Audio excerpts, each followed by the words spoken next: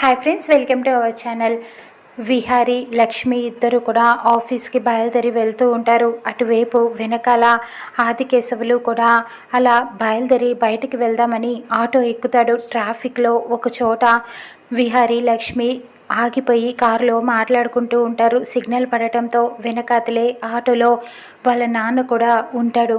లక్ష్మి, నువ్వు ఇవేమీ ఆలోచించకు, ఇప్పుడు జరగబోయే మీటింగ్ గురించి, ఇవ్వబోయే దాని గురించే మాట్లాడు అని చెబుతూ ఉంటాడు.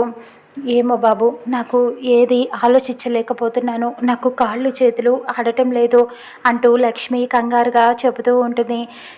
ఇక అలా కారులో వెళ్ళిపోతూ ఉంటారు ఆఫీస్కి. ఇటు పక్కన ఆదికేశవులు ఒక చోట ఆగుతాడు.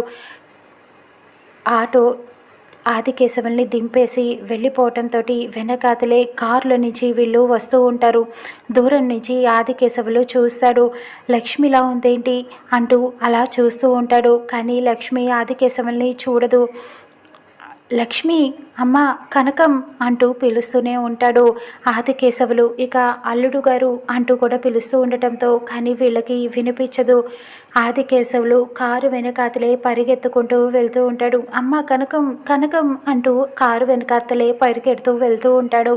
ఒక్కసారిగా పరిగెత్తలేక అలా ఆయాసం వచ్చి కింద పడిపోతాడు. అద్దంలో నుంచి లక్ష్మికి వాళ్ళ నాన్న కింద పడిపోవటం కనిపిస్తూ ఉంటుంది.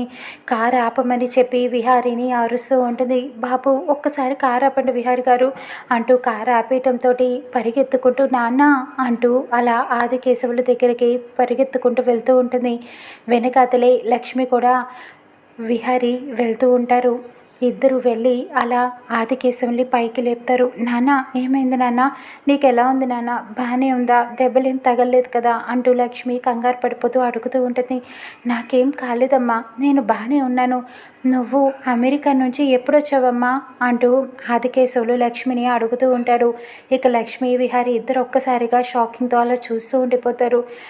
కంగారులో నాన్న కింద పడిపోయారని వచ్చేసాను పరిగెత్తుకుంటూ. ఇప్పుడు నాన్న అమెరికా నుంచి ఎప్పుడు వస్తున్నావు అని అడుగుతున్నారు.